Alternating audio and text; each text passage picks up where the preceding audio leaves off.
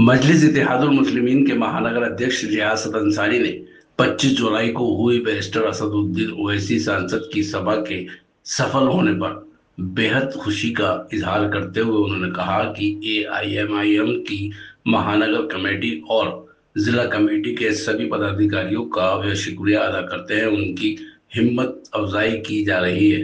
वहीं मुरादाबाद की जनता का आभार व्यक्त करते हुए उन्होंने कहा कि वे मुरादाबाद की आवाम का हमेशा एहसानमंद रहेंगे कि उन्होंने इतनी बड़ी संख्या में पहुंचकर मस्जिद के कार्यक्रम को सफल बनाया। रियासत अंसारी ने कहा, जनसभा के सफल होने पर राजनीतिक दल के नेता तिलमिला गए हैं, उल्टे सीधे बयान दे रहे हैं। उन्होंने क्या क्या किया है किसी से छुपा नहीं। मैदान में आएंगे तब उन्हें पता चलेगा। रियासत अंसारी ने आगे क्या कहा, सुनिए उन्हीं की जुबानी। पहल का न्यूज चैनल।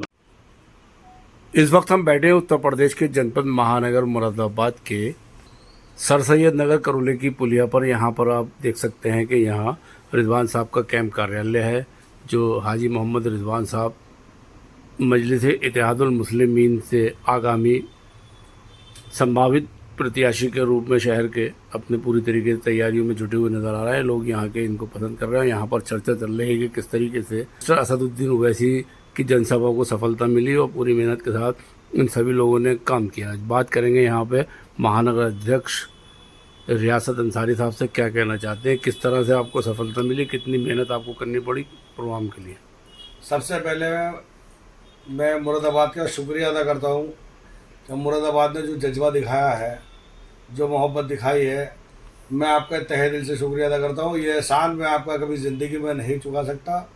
और ये जो मोहब्बत है मेरे साथियों, ये मोहब्बत आखिर तक रखना। अल्लाह ने चाहा कहीं पर भी हम आपका साथ नहीं छोड़ेंगे, आपके साथ रहेंगे हमेशा। जैसे मेरे मुरादाबाद के महानगर के वार्ड अध्यक्ष और मेरी जो कमेटी है, मेरी पूरी कमेटी ने जो मेहनत की है, मैं उसका मैं एहसान नहीं भूल सकता।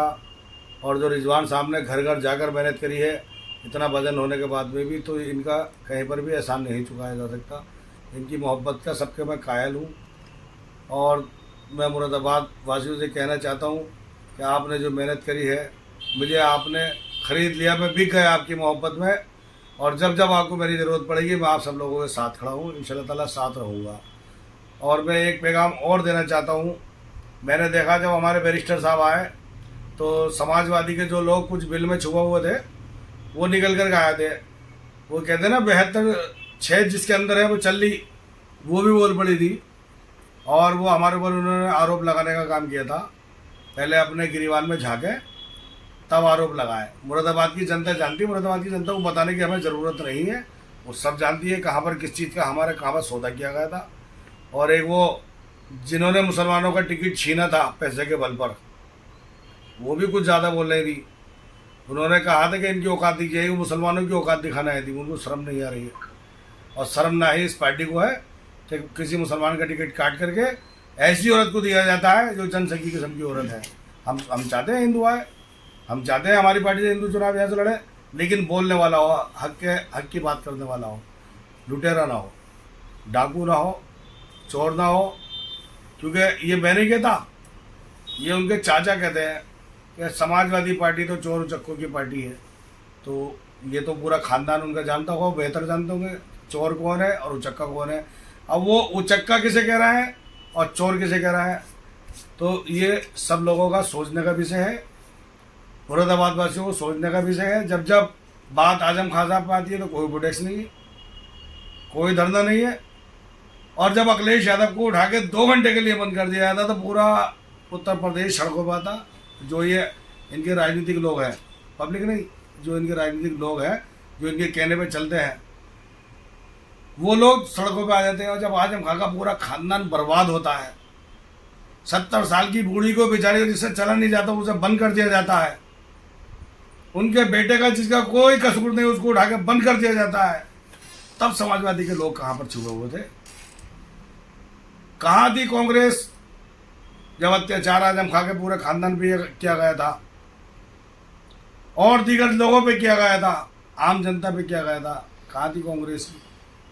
अखिलेश यादव कहते हैं कि इसको भी वोट मत देना, ये बहुत चालू पार्टी है। मैंने कह रहा कांग्रेस को, अखिलेश यादव ने कहा था बहुत चालू पार्टी है। चालू कौन है, चोर उचक्का कौन है? चोर चोर मोसेरे भाई। मुरादाबाद के लोग सब जान गए हैं, मुझे बताने की ज़रूरत नहीं है। किसने यहाँ पे काम किया है, किसने लूट की है, किसने डाका डाला, वो सब जानते हैं।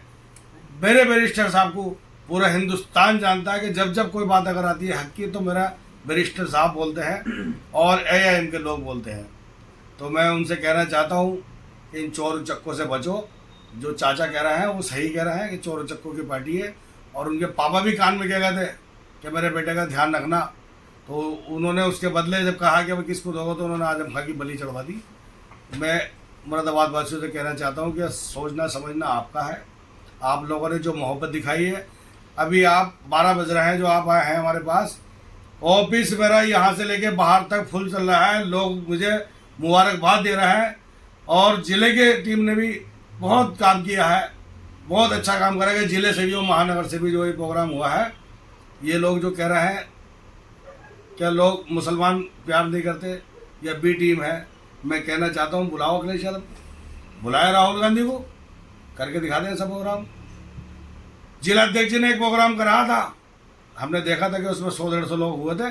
उन्होंने बड़ी चर्चाएं कर दी थी, बड़ी शोर मचाया था कि प्रोग्राम कर दिया। हमारे यहाँ के भी जिला अध्यक्ष ने जब एक प्रोग्राम करा था ना, तो हज़ारों की तादाद में आदमी दिखाई दे रहे थे। तो ना तो ये हमारे जिला अध्यक्ष जी से जीत सकते, महानगर अध्यक्ष हमारे मुकाबला नहीं कर सकते।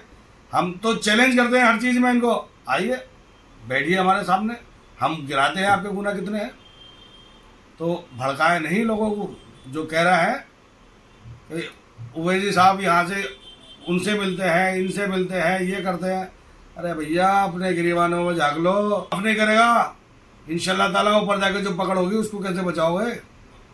जनता आपसे सवाल करने जा रही है। 2027 में निकल के तो आओ, जरा आप घर से तो निकल के देखना, घर के बाहर जनता खड़ी होगी। वही जनता खड़ी होगी जिस टाइम आपने डाका डाला था और जनता आपके घर पे गई थी और आपके घर पे क्या हाल किया था। भूल गए क्या वो चीज़ें? वही आने वाला है 2027 में, वही लोग इंतजार कर रहे हैं, निकल के तो आओ।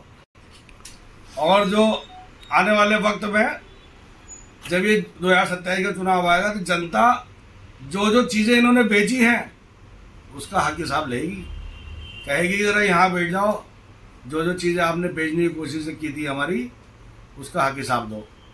और जो लोगों के साथ इन्होंने किया उसका भी हक हिसाब लेंगे। एक काम इन्होंने मेरे साथ भी किया है, मुझे ही बेताबी से इंतजार है।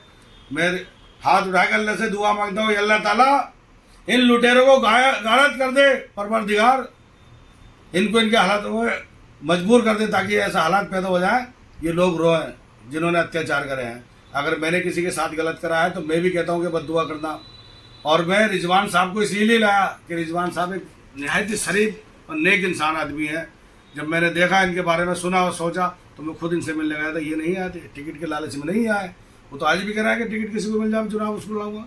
लेकिन मेरी तमन्ना है मैं अपने नेता से जिद करूँगा और कहूँगा कि नेता जी एक ईमानदार आदमी को आपके सामने लाया हूँ, एक मेहनती आदमी को आपके सामने लेकर आया हूँ।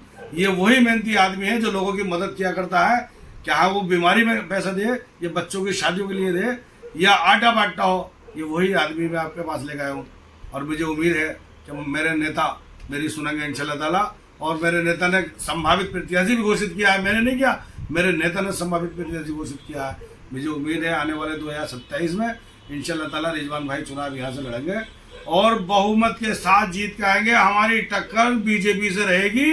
मुरादाबाद वालों, मैं आपसे हाथ जोड़कर कहता हूँ कि मेरी बात मान जाना, किसी के बहकावे मत आना, क्योंकि ये लोग पागल हो गए हैं। मैंने देख लिया इनको कि ये चैनलों के माध्यम से क्या क्या करा है।